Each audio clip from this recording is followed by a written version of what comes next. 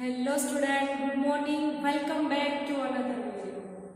આપણે લાસ્ટ લેક્ચરમાં કૃમિજન્ય રોગો, જેનું બીજું નામ છે એસ્કેરિયાસિસ અને બીજું હાથી પગો વિશે ભણ્યા હતા. જેમાં આપણે જોયું હતું કે આ કૃમિજન્ય રોગ અને હાથી પગો આ બંને ચેપી રોગો એવા છે કે જે કૃમિ દ્વારા થતા હોય છે. તો આ કૃમિ દ્વારા થતા રોગોના અભ્યાસ પછી આજના લેક્ચરમાં આપણે દાદર નામના ચેપી રોગ વિશે ભણવાનું છે. શેના વિશે ભણવાનું છે? દાદર નામના ચેપી રોગ વિશે. તો સ્ટાર્ટ કરીએ આપણે દાદર. હવે આપણે બધા રોગોનો અભ્યાસ કર્યો, જેમાં આપણે પહેલા શું લખ્યું કે આ રોગ જે છે એના રોગકારક સજીવનું નામ શું છે. તો આપણે પહેલા જોઈએ રોગકારક સજીવનું નામ.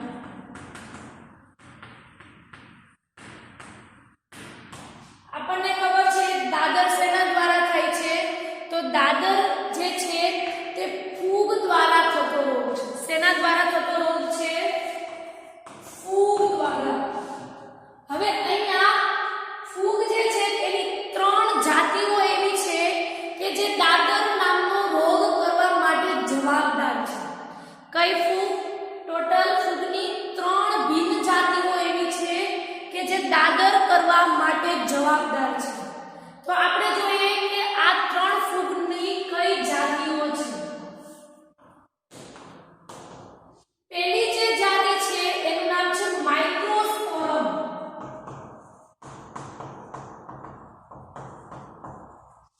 બીજી જે જાતિ છે એનું નામ છે ટ્રાઇકોફાઇટોન.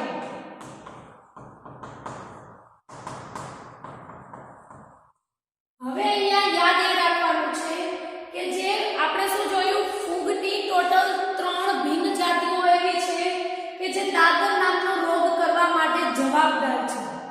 તો હવે બીજી જાતિ આપણે કહીએ છીએ ટ્રાઇકોફાઇટોન નામની ફૂગ, જે દાદર કરવા માટે જવાબદાર છે. અને આપણે 10મા ચેપ્ટરમાં એક બીજી ફૂગ આવે છે, એનું નામ છે ટ્રાઇકોડર્મા. તો હવે અહીંયા કન્ફ્યુઝ નથી થવાનું.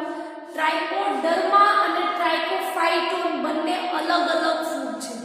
ટ્રાઇકોફાઇટોન એ દાદર માટે જવાબદાર છે અને ટ્રાઇકોડર્મા એક અલગ જ ફૂગ છે. તો બંને વચ્ચે કન્ફ્યુઝ ના થાય.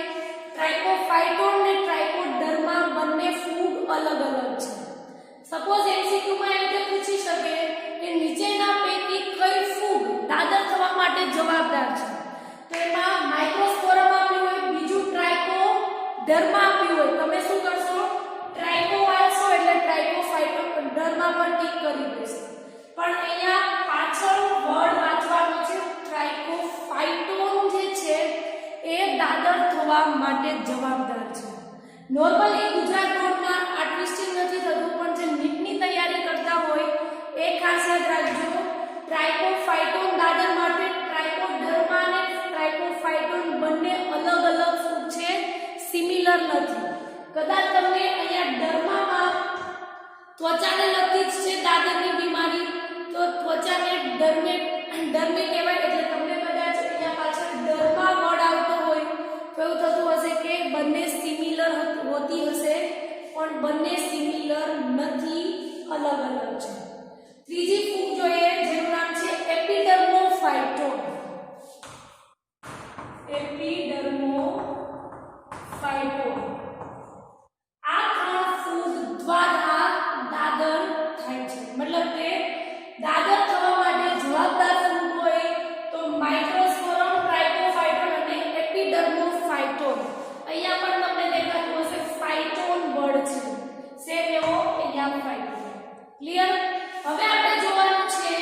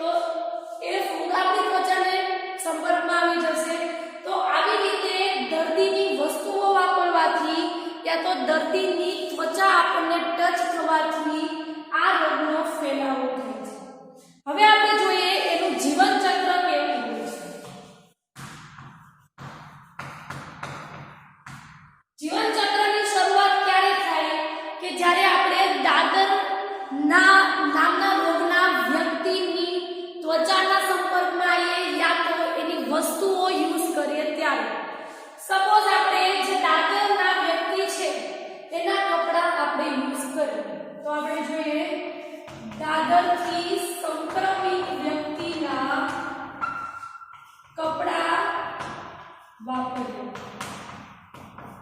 બીજા સ્ટેપમાં શું થશે તો હવે આ ફૂગ જે છે કઈ માઇક્રોસ્પોરમ, ટ્રાઇકોફાઇટોન અને એપિડર્મોફાઇટોન, આ ફૂગ જે છે એ આપણી ત્વચાના સંપર્કમાં આવશે. તો શું થશે? ફૂગ ત્વચાના સંપર્કમાં આવશે.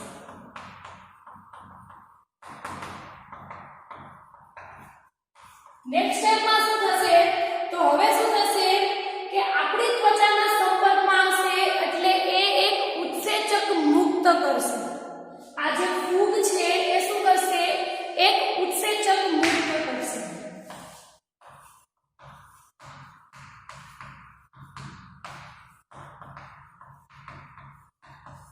ઉત્સેચક મુક્ત કર્યા બાદ આપણા શરીરમાં જે જગ્યાએ વાળ હોય છે એ બધી જગ્યાએ આ ફૂગ જે છે તે ગ્રો થઈ શકે છે. તો હવે શું થશે કે હવે આ ઉત્સેચક જે છે એ આપણા સપોઝ હાથની જે ત્વચા છે એના ઉપર એ ફૂગે પ્રવેશ કર્યો તો શું કરશે કે ત્યાંના જે આસપાસનો જે વિસ્તાર હોય છે એનું શું કરી નાખશે? પાચન કરી નાખશે. ત્વચાની આજુબાજુનો જે વિસ્તાર હશે એનું શું કરી નાખશે? પાચન કરી નાખશે. અને ત્યારબાદ પાચન થઈ જશે એટલે એ ત્યાંની ત્વચા ખરાબ થઈ જશે. શું થશે? ત્યાંની જે ત્વચા છે એ ખરાબ થઈ જશે. તો આવી રીતે એનું જીવન ચક્ર ચાલતું હોય છે. ફરીથી રિપીટ કરું છું.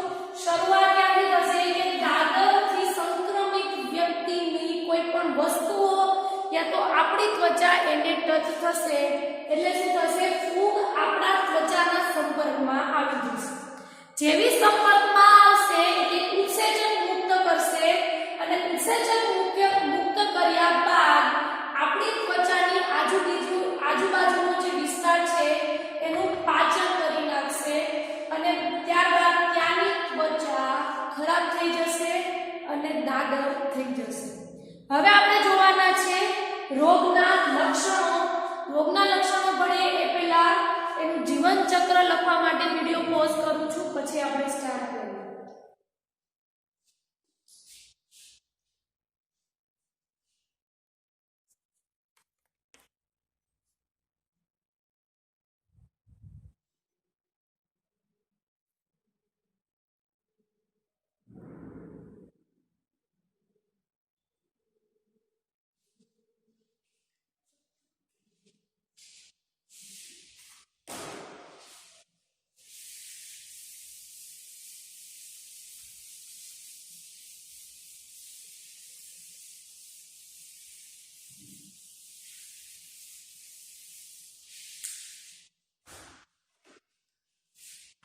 રોગના લક્ષણો. પેલું આપણે જોઈએ તો શું થશે કે શરીરના જે વિવિધ ભાગો છે જેમ કે ત્વચા છે, નખ છે, શિરોત્વચા છે, આવી બધી જગ્યાએ ફૂગ શું કરશે તો ફૂગ જે છે એ ત્વચાને શુષ્ક કરી દેશે યા તો ઉજરડા સ્વરૂપે એ દેખાશે. શું થશે? આપણા શરીરના વિવિધ ભાગો છે જેવા કે આપણી ત્વચા, ત્યારબાદ આપણા નખ, શિરોત્વચાનો મતલબ થાય સ્કાલ્પ. આપણી માથાનું જે પેલું હોય એને શું કહેવાય છે? સ્કાલ્પ કહેવાય છે. તો આવી બધી જે જગ્યા છે એ બધી જગ્યાએ શું થઈ જશે? ફૂગ જે છે આવી બધી જગ્યાને શુષ્ક કરી દેશે યા તો ઉજરડા સ્વરૂપે આપણી જે ત્વચા છે એને કરી દેશે. આપણી ટેક્સ્ટબુકમાં ફોટો પણ આપેલો છે, તમે જોઈ લેજો કે કેવી રીતે જે ત્વચા છે એની ઉપર ફૂગ જે છે ગ્રો થાય છે, કેવી રીતે આપણી ત્વચા શુષ્ક થઈ જાય છે. ને ટેક્સ્ટ બુકમાં સરખી ના દેખાતી હોય તો એક વખત નેટ ઉપર સર્ચ કરી લેજો કે આ જે દાદર છે એના જે સંક્રમિત વ્યક્તિ હોય છે એની ત્વચા કેવી દેખાતી હોય છે. સર્ચ કરવા માટે આપણે દાદરનું જોઈએ તો એને ઇંગ્લિશમાં ડર્મેટોફાઇટોસિસ કહેવાય છે. શું કહેવાય છે? ડર્મેટોફાઇટોસિસ. ક્લિયર? હવે આપણે જોઈએ બીજું તો જે જગ્યાએ આ ફૂગ જે છે એ વિકાસ પામશે, મતલબ કે ફૂગ આપણા ત્વચાના જે જગ્યાએ સંપર્કમાં આવશે ત્યાં તીવ્ર ખંજવાળ આવશે. સેકન્ડ શું છે? તીવ્ર ખંજવાળ. બીજું અહીંયા એ યાદ રાખવાનું છે કે જે ફૂગ છે એ ફૂગ વધારે વૃદ્ધિ અને વધારે વિકાસ કયા વાતાવરણમાં પામે? તો એમસીક્યુ માટે ખાસ યાદ રાખજો. આપણે 11મા ધોરણમાં પણ આવતું કે જે હુંફાળું અને ભેજયુક્ત વાતાવરણ હોય એવી જગ્યાએ ફૂગ વધારે વૃદ્ધિ પામે છે. કેવું વાતાવરણ? હુંફાળું યા તો ભેજવાળું. આવું વાતાવરણ હશે તો ફૂગ જે છે તે વધારે વૃદ્ધિ પામશે, વધારે વિકાસ પામશે. એટલા માટે જ આપણે જે વસ્તુઓ ખરાબ થઈ જાય એવી હોય એવી બધી વસ્તુ આપણે ફ્રીઝમાં મૂકવાનું રીઝન જે છે કે જો એ વસ્તુને ઉપાડી અને ભેજવાળી વાતાવરણ મળી જશે તો એના ઉપર ફૂગ જે છે તે વૃદ્ધિ પામવા માંડશે. એટલા માટે આપણે જે અમુક વસ્તુઓ જે છે ને ફ્રીઝમાં મૂકવાનું કારણ જ છે, કારણ કે ઠંડુ વાતાવરણ હશે તો એ વૃદ્ધિ ત્યાં પામી શકશે નહીં. તો હવે આપણે ફૂગ દ્વારા થતો રોગ જે છે એ પણ ભણી ગયા. તો આપણે ટોટલ કેટલા ચેપી રોગોનો અભ્યાસ કર્યો એ જોઈએ.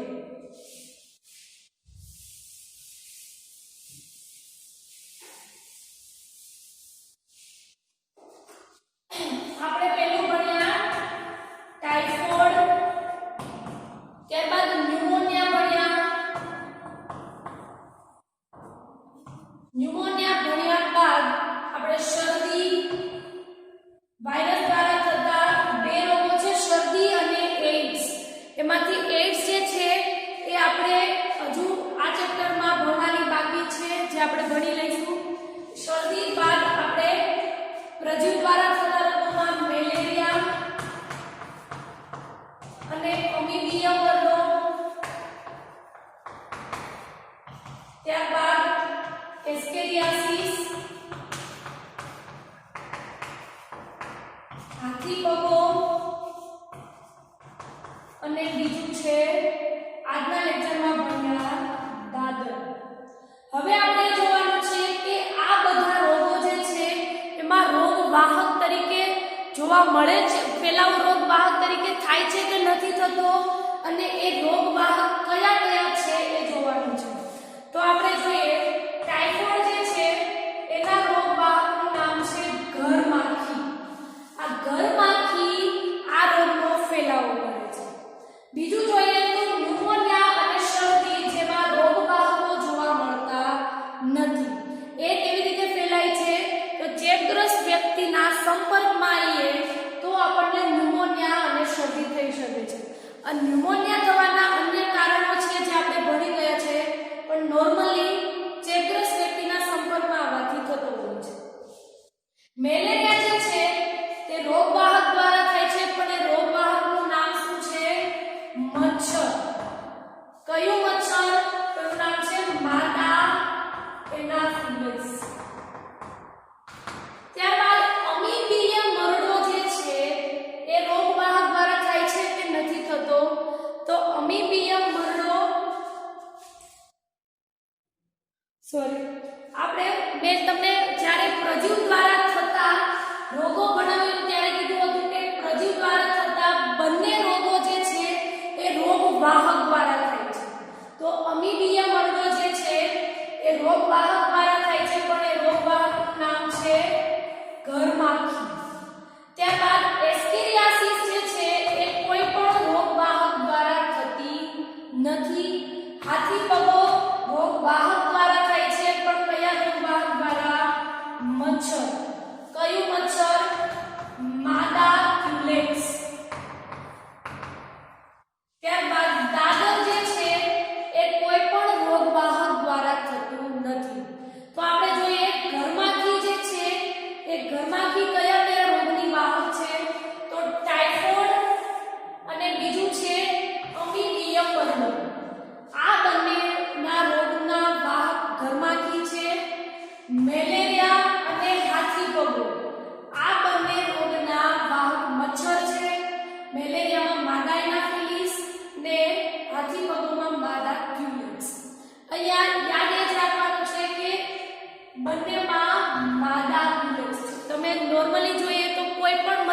જાતિ હોય એ બધી આપણને જે ડંખ મારતી હોય છે એ મચ્છરની માદા જાતિ જ ડંખ મારી શકે છે. નર મચ્છરમાં ડંખ મારવા માટેના ડંખ કોષો હોતા જ નથી, જેથી નર મચ્છર ક્યારેય આપણને ડંખ મારી શકતું નથી. ઓલવેઝ આપણને જે મચ્છર કરડતું હોય છે એ માદા મચ્છર જ હોય છે. માદા મચ્છરમાં ડંખ કોષો આવેલા હોય છે જેથી આપણને ડંખ મારી શકે છે. ક્લિયર?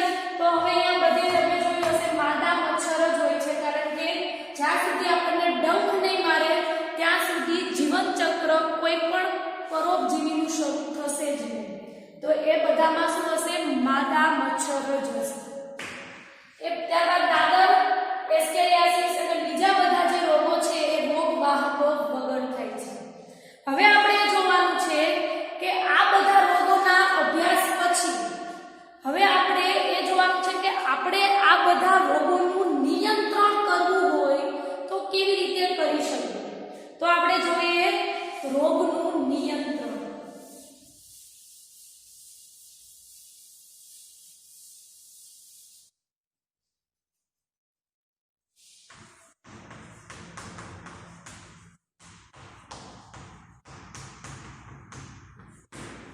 રોગોનું નિયંત્રણ. હવે તમે આટલા રોગો ભણ્યા એટલે હવે તમને ખ્યાલ આવી ગયો હશે કે આપણે રોગનું નિયંત્રણ કરવું હોય તો એના માટે આપણે સ્વચ્છ પાણી, સ્વચ્છ ખોરાક અને આજુબાજુની જે જગ્યા છે એ સ્વચ્છ રાખીએ તો રોગોનું આપણે નિયંત્રણ કરી શકીએ. તો પહેલું આપણે ટોપિક રાખીએ, શું થશે કે પાણી આપણે સ્વચ્છ પીવું જોઈએ, ખોરાક સ્વચ્છ લેવો જોઈએ, પ્લસ આપણું શરીર પણ સ્વચ્છ રાખવું જોઈએ.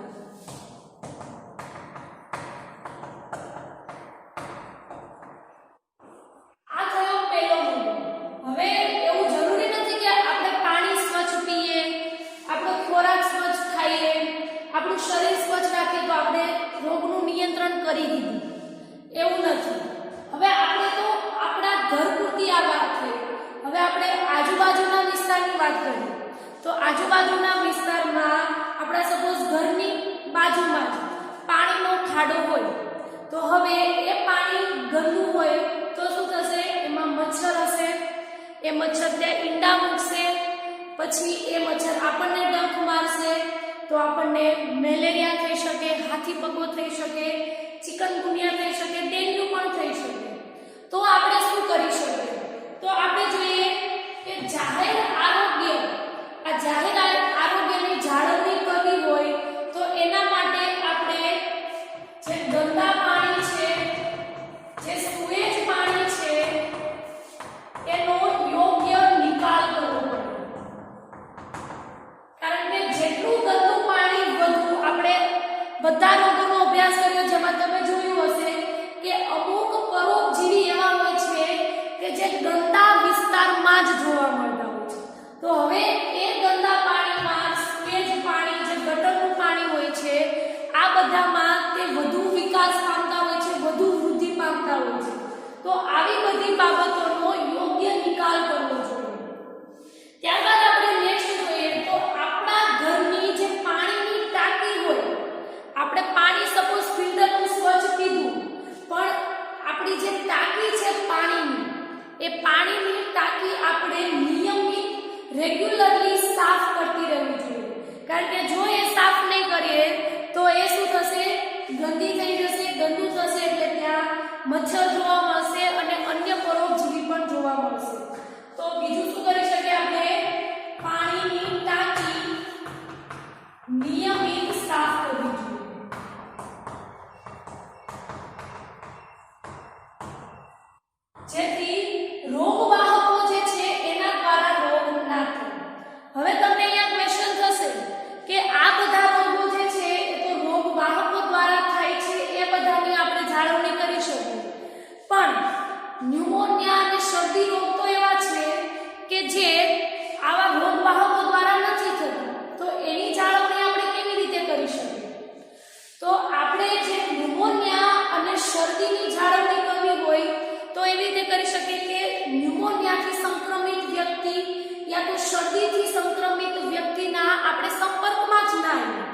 સંપર્કમાં નહીં આવીએ તો રોગ થવાનો જ નથી.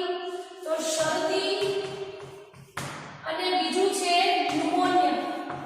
આ બંને રોગો એવા છે કે જે રોગ વાહક દ્વારા નથી થતા. તો એ વ્યક્તિના આપણે સંપર્કમાં જ ના આવીએ તો એ રોગનો ફેલાવો જ નહીં થાય.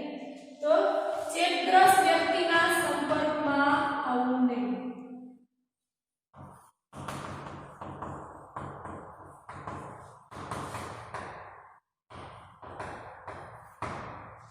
હવે જોવા જઈએ તો આપણે અહીંયા આપણા સિલેબસમાં ટોટલ મચ્છર નામના રોગવાહકો દ્વારા 2 જ રોગો ભણ્યા છે. આવા ઘણા રોગો એવા છે કે જે મચ્છર દ્વારા થાય છે. તો એનું નિયંત્રણ આપણે કેવી રીતે કરવું એ પહેલા આપણે જોઈએ કે મચ્છર દ્વારા કયા કયા રોગો થાય છે. તો એમાં પહેલું આપણે જોઈએ ડેન્ગ્યુ. આ ડેન્ગ્યુ જે છે તે એડિસ નામના મચ્છરથી થતો રોગ છે. કયો? એડિસ નામના મચ્છરથી. ચિકનગુનિયા જોઈએ તો ચિકનગુનિયા પણ એડિસ નામના મચ્છરથી થતા હોય છે. નેક્સ્ટ આપણે મેલેરિયા ભણ્યા. મેલેરિયા માદા એનાફિલિસથી થાય છે, જે મચ્છરની જે જાતિ છે. ત્યારબાદ આપણે ડેન્ગ્યુ ભણ્યા. ડેન્ગ્યુ માદા ક્યુલેક્સ મચ્છરથી થાય છે. સોરી, હાથીપગો. હાથીપગો જે છે એ શેનાથી થાય છે? માદા ક્યુલેક્સ. તો આવા ઘણા બધા રોગો છે કે જે મચ્છર દ્વારા થાય છે. તો હવે આ મચ્છરનું નિયંત્રણ આપણે કેવી રીતે કરી શકીએ કે જેથી મચ્છર જે છે તે રોગનું વહન જ ના કરી શકે? કારણ કે અહીંયા તમે જોયું ડેન્ગ્યુ જે એનાફિલિસ એડિસ નામના મચ્છરથી થાય છે. ચિકનગુનિયા પણ એડિસ નામના મચ્છરથી. મેલેરિયા માદા એનાફિલિસથી. હાથીપગો માદા ક્યુલેક્સથી. તો આટલા બધા રોગ જે છે એ મચ્છર દ્વારા થાય છે. તો આપણે આ મચ્છર દ્વારા થતા રોગોને કેવી રીતે અટકાવી શકીએ? તો આપણે એના ઉદાહરણો જોઈએ. એ પહેલા જે નીટની તૈયારી કરતા હોય એને આ બંને યાદ રાખવાનું છે. ડેન્ગ્યુ એડિસ નામના મચ્છરથી થાય છે. ચિકનગુનિયા પણ એડિસ નામના મચ્છરથી થાય છે. થોડી વાર માટે પોઝ કરું છું, પછી આપણે મચ્છર દ્વારા ફેલાતા રોગો જે છે એને અટકાવવાના ઉપાયો જોઈએ.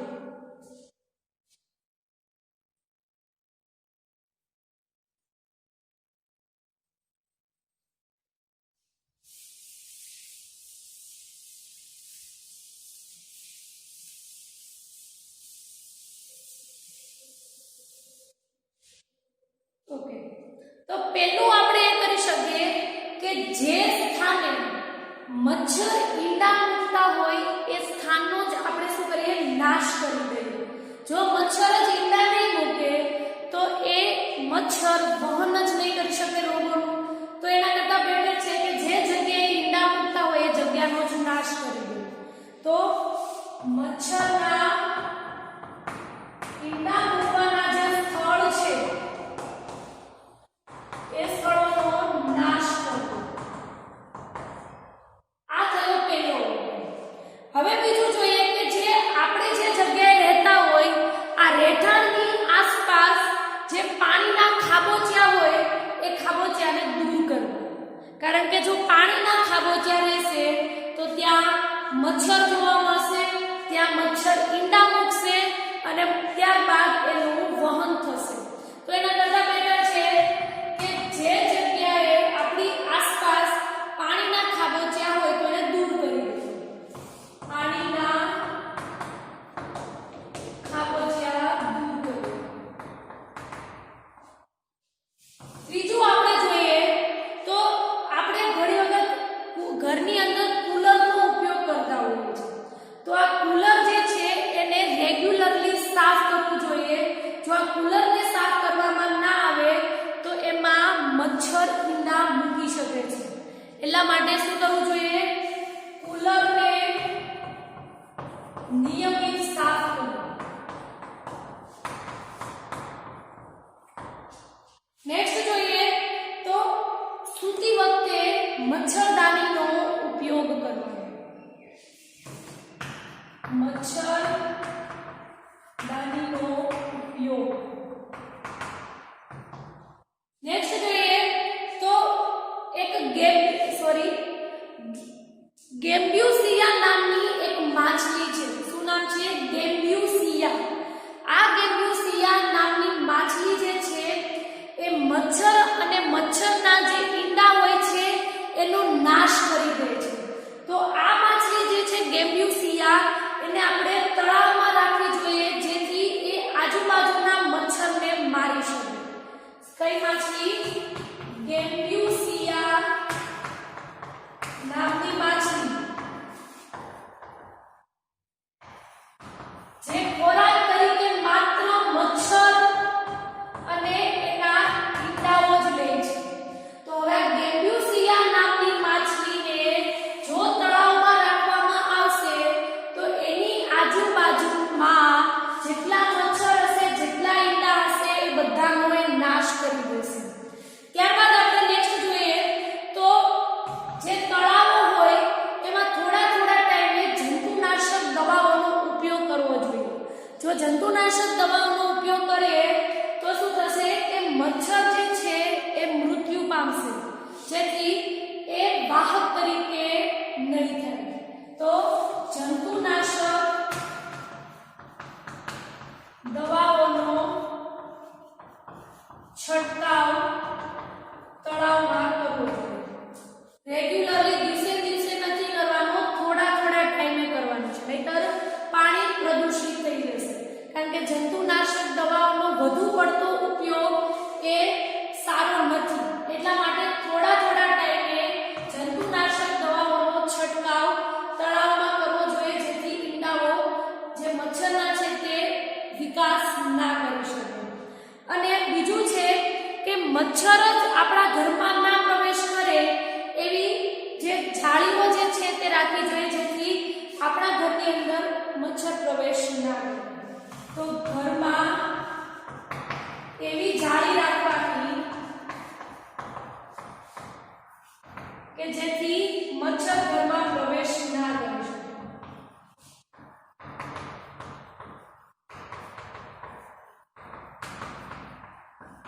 આ બધા ઉપાયો જે છે કે જે મચ્છર દ્વારા ફેલાતા રોગોને અટકાવી શકે છે. તો હવે આપણે બીજું એક પણ જોઈ લઈએ કે જે ચેપી રોગો હોય એ રોગોની જો રસી લઈ લઈએ, એટલે કે જો નિયમિત રીતે રસીકરણ કરાવી દઈએ તો પણ આપણે ઘણા ચેપી રોગોથી બચી શકીએ છીએ. તો બીજું એક છે ચેપી રોગોનું રસીકરણ કરાવવું.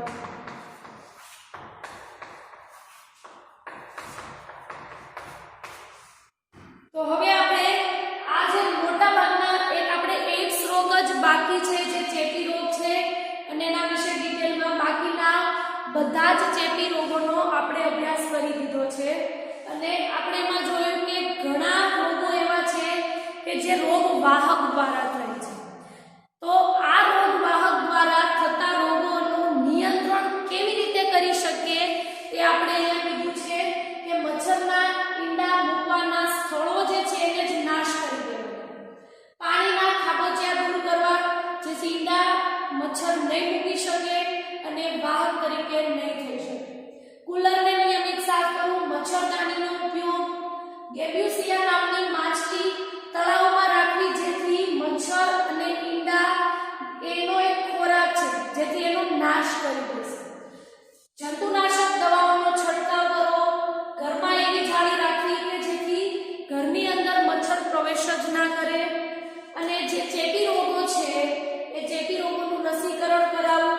ત્યારબાદ આપણે ટાઇફોઇડ આ નામનો રોગ જોયો હતો કે જે ઘરમાંથી આ રોગનું વાહક છે. તો જે આપણે ખોરાક ખુલ્લા રાખતા હોય છે, જે પાણી ખુલ્લા રાખતા હોય છે એને જો ઢાંકી દઈએ તો ઘરમાંથી એ ખોરાક ઉપર અને પાણી પર બેસી શકશે નહીં. તો એટલે જ બધા કહે છે કે જે આપણે પાણી પીએ, જે ખોરાક ખાઈએ ઢાંકેલો હોય તો એ વધુ બેટર છે. તો હવે આપણે રોગોના અભ્યાસ પછી નેક્સ્ટ લેક્ચરમાં આપણે પ્રતિકારકતા વિશે ભણવાનું છે. ત્યાં સુધી હોમવર્કમાં ક્વેશ્ચન આપું છું.